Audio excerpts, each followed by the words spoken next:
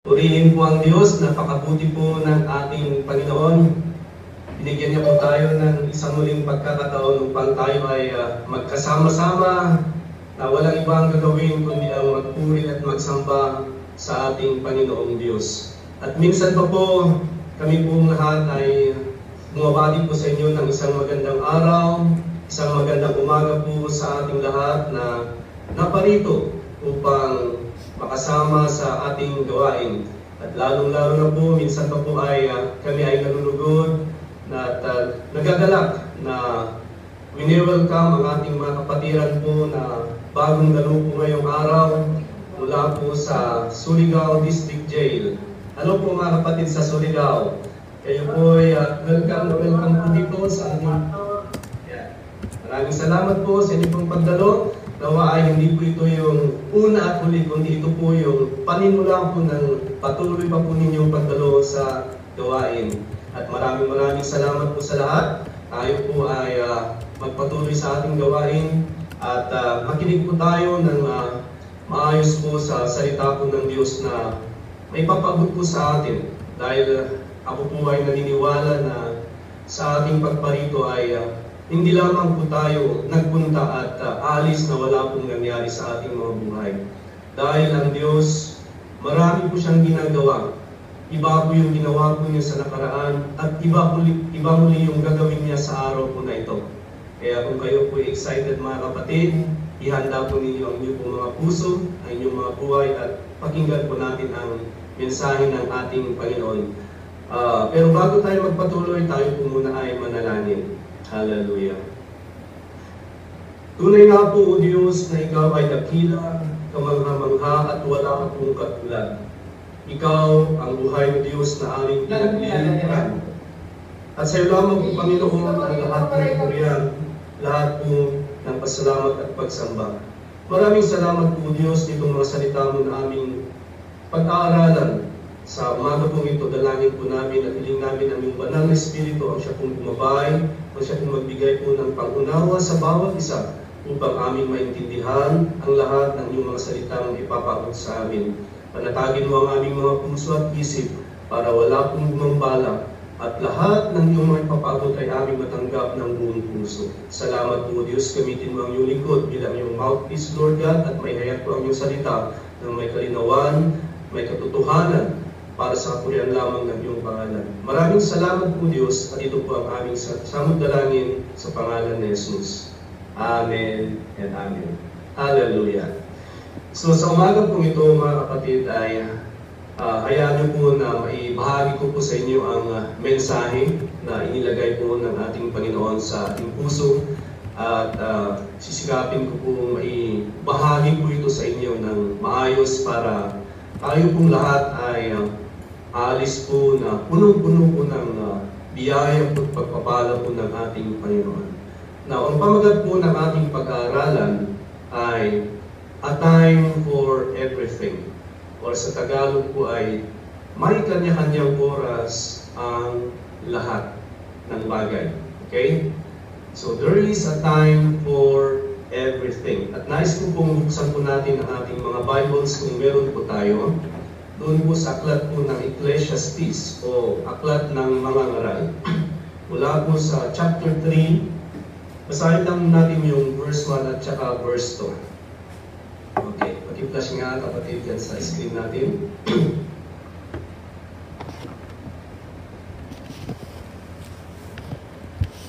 May oras na nakatakda para sa lahat ng gawain dito sa mundo.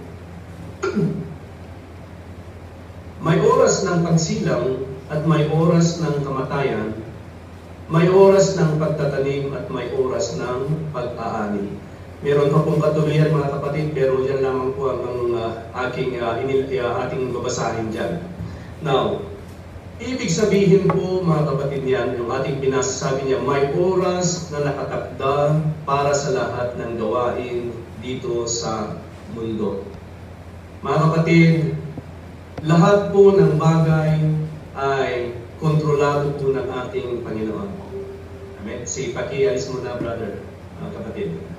Lahat ng bagay ay kontrol po ng ating Panginoon. O may plano po ang Panginoon sa lahat ng bagay, sa lahat po ng mga pangyayari dito sa mundo. Amen? So siya po ang may takda, may akda po ng lahat. Hawak po niya ang ating buhay. Kaya kasabi po niya dyan, may oras ng pagsilang, at may oras ng kamatayan, may oras ng pagtatanim, at may oras ng pag-aani. So sa iba't ibang dako po ng mundo, may mga nagaganap, may mga nangyayari. Maging mabuti man po ito o masama. Pero sa lahat ng dako, may mga nagaganap, maging sandali po ito. Kagaya po natin mga kapatid, tayo po ngayon ay magkakasama na nag-aaral po, nagpupuri sa ating Panginoon, nag-aaral ng kanyang mga salita. So lahat po ng bagay po na ito ay hindi po aksidente. Wala pong aksidente sa ating Panginoon. Maging ang mga nangyayari man po ay hindi maganda o yung mga nangyayari ay maganda, lahat ng mga ito ay kontrol ng Panginoon. Kailangan po nating maintindihan na wala pong nagaganap na isang bagay o nangyayaring isang bagay na hindi po alam ng Panginoon. Alam po ng Diyos kung ano po ang mga nangyayari. So maging sa mga sandali po ito, malamang may mga ipinapanganak na o may mga ipapanganak pa. So alam ng Panginoon, maging ang ating nakaraan o ang ating nakalipas, alam niya ang sa ngayon at alam din po niya ang hinaharap po natin. Amen? Ganyan po kamakapangyarihan ang ating Panginoon. So ibig sabihin, hawak po niya ang ating buhay. Kaya kung gusto po natin talagang mabuhay ng maayos, mabuhay po tayo para kay Kristo. Amen? Mabuhay po tayo na kasama ni Kristo. At dahil nga po, alam po niya ang ating kinabukasan, alam po niya ang ating hinaharap, at wala pong masamang balak o anumang planong masama ang Panginoon sa atin. Lahat po ng kanyang plano mula pa ng una, hindi pa po tayo ipinapanganak, ay meron na po siyang magandang plano sa bawat isa. Kaya kung gusto po natin mabuhay po tayo kay Kristo, gusto po natin tigin po natin. Dahil hawak po niya ang ating buhay, mga kapatid. Amen? Yung ating hininga na meron po tayo ay galing po sa ating Diyos. Anumang oras, anumang panahon na gusto po niyang kunin o sa itinakda po niyang oras at panahon, mangyayari na kukunin po niya. Kaya lahat po niyan ay hawak po ng ating Panginoon. Amen? So, kung meron pong panahon ang lahat, kung may kanya-kanyang oras ang lahat ng bagay, kagaya rin po yan ng ating buhay, na meron pong nakatakdang panahon. Hindi pa po tayo ipinapanganak, nasa loob pa po tayo ng tiyan ng ating mga magulang, ng ating ina. Alam na po niya kung hanggang kailan lang po tayo mabubuhay po dito sa mundo. Ganyan po ang ating Panginoon. Itinakda na niya po lahat ng oras ng bawat isa po sa atin. So, parang bulong po yung ating buhay, umiikot. Minsan po, nasa taas, minsan nasa gilid natin, nasa baba. Muli nasa gilid hanggang sa nasa taas muli tayo. So, umiikot po. At ibig sabihin po, ang buhay po natin dito sa mundo, nagbabago. Nagbabago ang mga pangyayari. Nagbabago po ang mga sitwasyon. Ganun po yan, mga kapatid. Ngunit isa po ang pinakasigurado po dito. Ang Panginoong Diyos, siya po ay nakaupo sa trono at hindi po siya nayayanig at hindi po siya nagbabago anumang oras, anumang panahon. Amen? Maguluhan po ang sitwasyon sa mundo. Nagkakagulo ang mga tao, nag-aaway-away ang isang bansa sa isang bansa, nag-aaway-away ang mga tao sa isang komunidad. Ang Panginoon, ito po ang sigurado, ang Diyos na ating pinaglilingkuran at ating pinag-aaralan po ngayon ay hindi po siya nagbabago. Amen? Kahit meron pong lindol, hindi po siya nayayanig. Bakit po mga kapatid? Dahil hawak po niya pati ang mga lindol. Hawak po niya ang panahon. Hawak po niya ang lahat ng sitwasyon. Ganyan po ang ating Panginoon. Kaya nasabi ko nga po kanina, kung gusto po nating mabuhay, mabuhay po tayo para kay Kristo. Mabuhay po tayo, ibigin po natin ang ating Panginoong Jesucristo. Amen? So wala po ni isang bagay na nangyayari po dito sa mundo na hindi po alam ng Panginoon. Okay? Siya po ang may control po ng lahat. At gusto ko pong basahin po natin muli sa isa pong verse, Ecclesiastes chapter 7, verse 14. Okay? Kailangan din po nating maintindihan mga kapatid na ang Panginoon din po, siya ang may control ng mabuti at ng masama. Hawak yan ng Panginoon. Tingnan po natin, basahin po natin ang sinasabi po niyan sa verse 14. Magalak ka kung mabuti ang kalagayan mo. So kung tayo po ay nakakaranas po ng mabuting sitwasyon, tama lang, dapat lang magalak po tayo, sabi niya dyan. Pero kung naghihirap ka, isipin mo ang Diyos ang gumawa sa dalawang bagay na ito. Para hindi natin malaman kung ano ang mangyayari sa araw na lumabas. Tingnan niyo po mga kapatid, sinasabihan po tayo, sige, magalak po tayo. Kung maganda po ang kalagayan po natin, sige lang magsaya po tayo.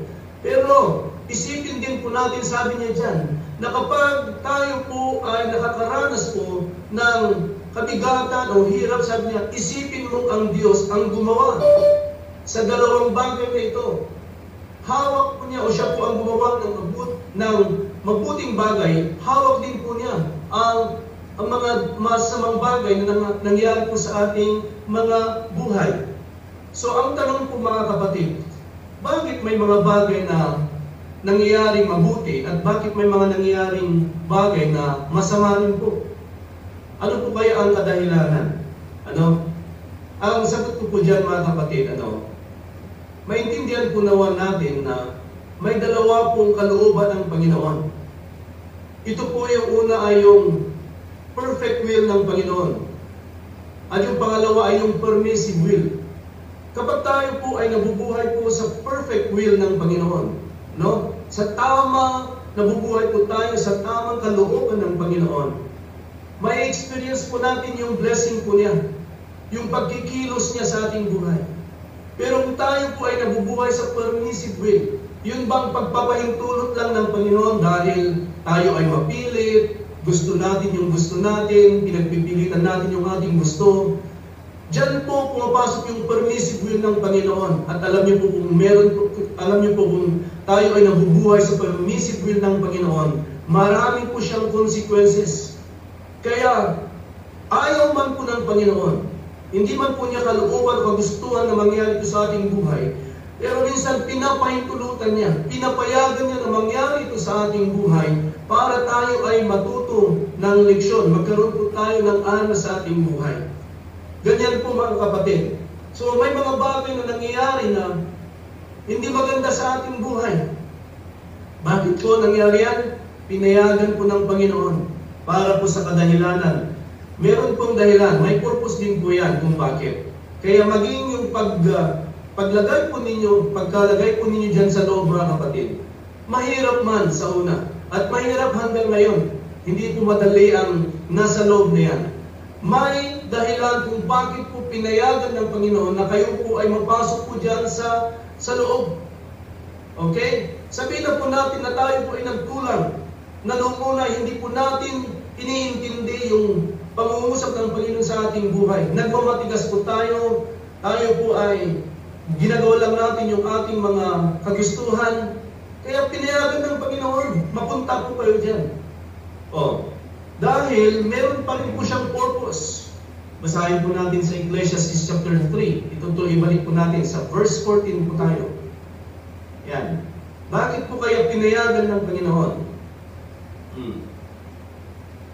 Sabi niya, alam kong ang lahat ng ginagawa ng Diyos ay magpapatuloy, magpakailanman, at wala tayong maaaring idagdag o ibawas dito. Si Haring Solomon po ang nagsasalita po dito, ano? Ito pong nasusulat na ating binabasa. At sabi pa niya, ginagawa ito ng Diyos, okay? Para magkaroon tayo ng paggalang sa Kanya. Tingnan po natin ito mga kapatid.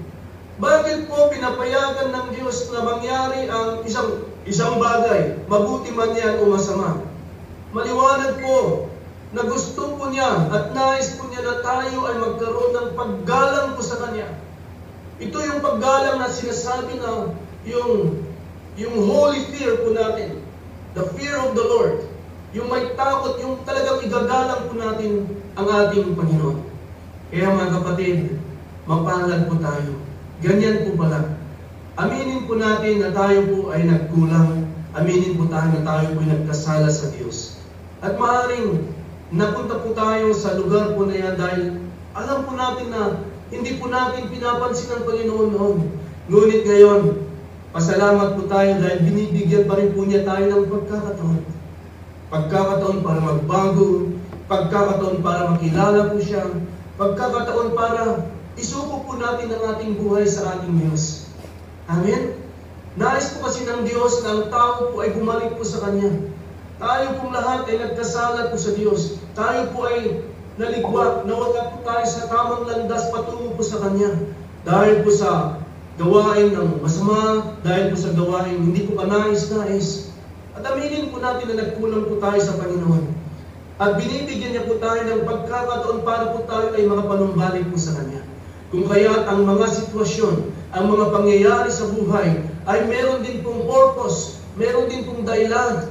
Isa nga po yan para sabihin po niya, sinasabi niya na para tayo ay gumalang, matutong gumalang sa ating Panginoon.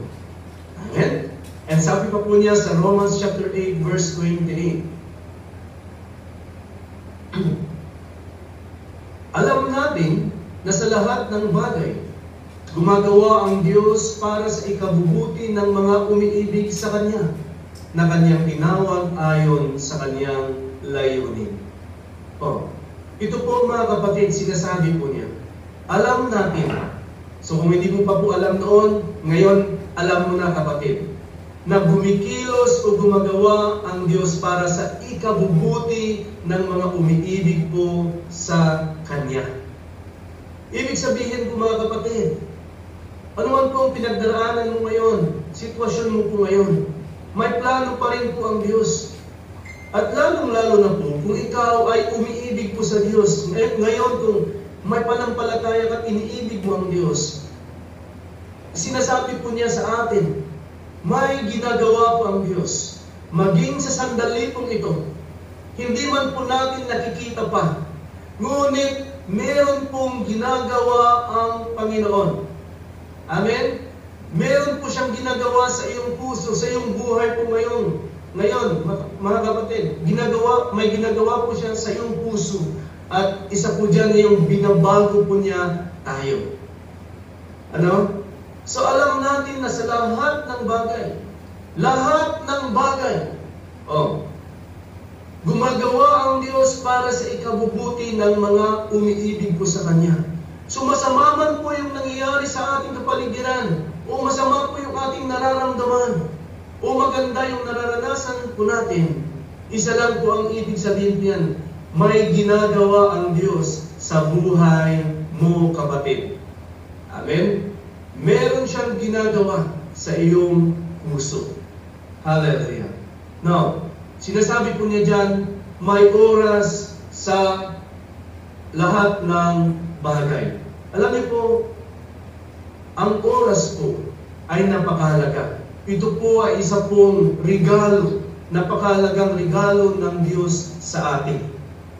Tayo pong lahat ay binigyan po ng pare-parehong 24 hours every day. Lahat po tayo binigyan ng Diyos ng 24 oras, bawat isa. Wala po ni isa dito na 23 hours lang ang ibinigay. Wala din po ni isa dito na binigyan ng 25 hours. Lahat po tayo, mayaman, mahirap, bata, matanda, binigyan lahat po tayo ng pare-parehong 24 oras sa isang araw. Ibig pong sabihin, alam po ng Diyos na yung 24 hours na yan sa bawat araw ay magkakasya po lahat ng ating gagawin. Kaya meron po tayong oras ng paggising, meron tayong oras ng pagkain, paggawa ng mga gawain, meron po tayong oras ng pananalangin, meron po tayong oras ng pagbabasa, meron po tayong oras ng pagpapahinga, matulog, at paglilingkod po sa Diyos. Sa buong 24 hours ng isang araw, may bagay, may mga kanya-kanyang oras ang lahat ng bagay. Amen? So, nabigyan po tayo ng 24 hours every day. At isa po sa mga purpose ng bawat araw na ibinibigay po ng ating Diyos ay tayo po ay magpuri po sa Kanya. Tayo nilikha ng Diyos, isa pong layunin para tayo ay magpuri sa ating Panginoon. Kaya po mga kapatid, ito pong oras na ibinigay ng Diyos sa atin ay huwag po natin sayangin. Sikapin po natin na hanapin po siya at mapaglingkuran siya, pupurihin at sambahin po siya, mga kapatid. Amen? So napakarami pong paraan kung paano po natin i-express yung ating pagsamba sa Diyos. Napakarami pong paraan kung paano po natin siya sasambahin, mga kapatid. Hindi lang din naman po sa pag-upo sa Bible study. Sa lahat po ng ating ginagawa kung isinasama po natin ang ating Panginoon, nagiging pagsamba po natin yan sa Diyos. Amen? Maging sa mga kwentuhan po natin. So, imbis po na kapag meron kayong oras na nagkakasalo-salo na kaupo, imbis po na yung pinag-uusapan natin ay yung mga walang kwentang bagay, pinag-uusapan po natin itong mga napapakinggan po natin. Yan po ay paraan po ng pagsamba sa Diyos. Imbis na kung ano ang mga iniisip po natin, tayo po ay umaawit ng pagpupuri sa Diyos. Yun po ay pagsamba po natin sa Diyos. So napakarami pong paraan kung paano po natin ihayag o i-express ang ating pagsamba sa ating Panginoon. At siguraduhin din po natin nawa mga kapatid, na bago po tayo umalis sa mundo po ito, yung panahon po nawa na ibinigay po ng Diyos sa atin ay hindi po nasayang. Kailangan po siguraduhin natin na bago man po sana kunin ng ating Panginoon, na fulfill po natin yung purpose po natin, yung plan po ng Diyos sa ating buhay, para hindi po masayang yung panahon, yung oras na ibinigay ng ating Panginoon. Amen? Kaya po tayo may dahilan kung bakit hanggang ngayon ay nabubuhay pa po tayo. Nais ng Panginoon na tayo po ay magsamba po sa Kanya at magpuri po sa Kanya. At kung ikaw kapatid, hindi mo ba po na-establish yung relationship mo sa Panginoon, kailangan mo na pong i-establish ang relasyon mo sa Panginoon. Amen? Yun po ang pinakamahalaga sa lahat. Hindi po yung mga bagay na meron po tayo sa mundo. Dahil sinasabi nga rin po sa salita ng Diyos na tayo po ay ipinanganak na wala at babalik po tayo na walang-wala din po. Hindi po natin maisasama ang mga bagay na nasa atin dito sa mundo pag tayo po ay lumisan. Pag kinuha po ng Diyos ang ating mga buhay, lahat po ng mga bagay na pinaghirapan po natin dito sa mundo ay wala po tayong madadala. Amen? Ngunit ito pong relasyon natin sa Panginoon, ito po ay panghabang buhay. Ito po ay eternal. Amen? Sabi nga po ng salita ng Diyos na sino man ang maniwala o manampalataya sa akin ay magkaroon po ng buhay po na walang hanggan. Tingnan niyo po mga kapatid kung gaano po kamakapangyarihan at kabuti po ang Diyos. Sabi niya, sino man ang manampalataya sa akin, magkakaroon po ng buhay na walang hanggan. Gusto ko lamang po idagdag mga kapatid ang sinasabi po sa Hebrews 9 verse 27. Na ang isang tao po ay itinakdang mamatay ng isang beses lamang po. We are destined to die once. At pagkatapos niyan po ay haharap po tayo sa hukuman po ng Diyos. Na kapag tayo na po ay kinuha ng Diyos ang ating buhay, binalik po natin sa Kanya, sabi niya diyan, itinakda sa mga tao ang mamatay ng minsan at pagkatapos nito ay ang paghuhukom ng Diyos. So wala pong exemption po dyan, mga kapatid. Kahit sino pa man, lalo na po ang hindi po manampalataya sa Panginoon, haharap po sa harap ng Diyos, sabi niya, at igagawad po niya ang kanyang hatol. Wala na po sa plano po ng Diyos na ang isang tao ay dadalhin pa po sa purgatorio o dadalhin pa po sa anumang lugar kung saan po siya doon mamalagi. Haharap po ang isang tao sa hukuman po ng Diyos at igagawad po niya ang hatol. Kaya kung isipin po natin ito, mga kapatid, kung ganun po ang mangyayari, ano naman ang buhay na gusto kong ipamuhay habang ako ay may buhay? Ano ang landas na gusto kong tahakin? Isipin po natin, nasa tama ba akong landas patungo sa ating Panginoon o nasa landas po akong patungo doon sa kapahamakan? Kaya mainam po, mga kapatid, na habang meron po tayong panahon, habang meron po tayong oras, buhay at lakas, kalusugan na ibinigay ng Diyos, habang tayo malakas pa, ngayon po ang tamang panahon para tayo ay para maiayos yung ating pakipag-ugnayan o relasyon sa ating Diyos. Amen? So kung ikaw man, kapatid, baguhan ka o datihan ka na o hindi mo po na isusuko ang iyong buhay sa Panginoon, panahon po para magkaroon po tayo ng panibago o ugnayan sa ating Diyos. Amen? At hindi po mahirap na gawin ito. Alam niyo, sa isa pong simpleng panalangin, kung pwede pong maumpisahan natin ang ating relasyon sa Diyos. Kung ikaw, kapatid, bagong pasok ka dyan sa loob at ngayon ka lang naka-attend ng gawain, mapalad ka dahil plano ito ng Diyos. Amen?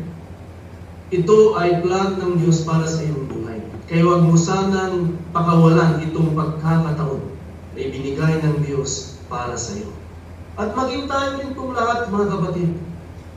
Tayo pong lahat ay nagkasala at nagkulang sa kaluwalhatian po ng Diyos. Araw-araw tayo po ay nakakagawa ng mga kasalanan. Maging sa ating pagkilos, sa ating pananalita, sa ating puso lamang, sa ating pag-iisip. Nakakagawa po tayo, nakakakumit po tayo ng pagkakasala sa Panginoon. At mainam po na palagi po tayong nare-renew, laging nababago, nare-refresh po sa ating Panginoon. So, maaari ko bang sabihin, mga kapatid, na sa inyo na hindi naman po siguro kalabisan o hindi naman po siguro masama kung tayo po ay manumbalik sa ating Panginoon. Amen? At magbigay po ng panahon at bigyan siya ng pagkakataon para kumilos po sa ating buhay. Amen po ba, mga kapatid? So, ulitin ko po, hindi naman po siguro kalabisan o hindi naman po siguro masama kung hilingin ko po sa atin na magbigay naman po tayo ng panahon para sa Diyos at bigyan po natin siya ng pagkakataon para kumilos sa ating buhay. Amen? Dahil tayo pong lahat ay nawala po sa landas at nais ng Diyos na iayos po ang ating mga buhay. Totoo po, mahirap po ang sitwasyon po ninyo dyan sa loob. Hindi po madali. Hindi po madali na bawat araw po ay limitado po yung ating pagkilos na hindi po tayo makapunta kung saan-saan. Ngunit, nawa mas isipin po natin na mas mahalaga ay kahit na sa ganyan sitwasyon po tayo, ay meron pong Diyos na siya pong hindi nagbabago at nag-aantay para po sa atin at maging sa oras po na ito, siya po ay gumagalaw sa ating buhay. Amen po ba? Hallelujah. So, maaari po bang tayo pong lahat ay tumayo at sumandali po tayong manalangin? Gusto ko pong i-lead ko po kayo sa panalangin at Hallelujah. Now, sa lahat po tayo, gusto po natin magkaroon po ng relasyon. Gusto po natin umibig. Ibigin po natin ang Panginoong Yeso Kristo. Dahil hindi po siya nagbabago. At gusto ko pong sumunod po kayo sa maiksing panalangin po na ito bilang personal din po yung panalangin. Igagayad ko lang po kayo mga kapatid. At huwag po kayong mahiya. Huwag niyo pong isipin yung nasa tabi niyo, nasa harap, nasa likod. Isipin niyo lang ito ay pagkikipag-ugnayan niyo sa Panginoon. Amen? So tayo pong lahat ay, nakatayo po tayo lahat, tayo po ay manalangin. Pwede po bang itaas natin ang ating mga kamay at manalangin po tayo? Sundan po ninyo ito pong panalangin na ito. Hallelujah. Panginoong Jesus, ako po ay nagpapakumbaba na lumulapit sa iyo. Maraming salamat, Panginoon. Ay, salamat po, Panginoon. Sa buhay na inyong ibinigay. Ang binigay. Ako po Nagkaloob. Ako po ay nagpapakumbaba Mo ay nagpapakababa. at inaamin Amin. na ako po ay nagkulang at nagkasala sa iyo. Nagkulang ang pagkasala sa iyo. Humihingi ako, Panginoon, Hindi po ang Panginoon. ng kapatawaran Para sa lahat ng aking kasalanan. sa ating kasalanan. Noon Oon.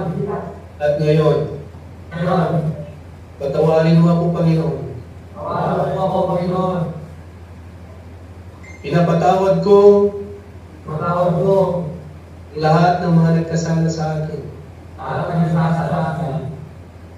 At ngayon, Panginoon, Ito ang Panginoon. aking sinusuko Aking isinasuko. ang aking buhay sa iyo. Aking buhay sa iyo.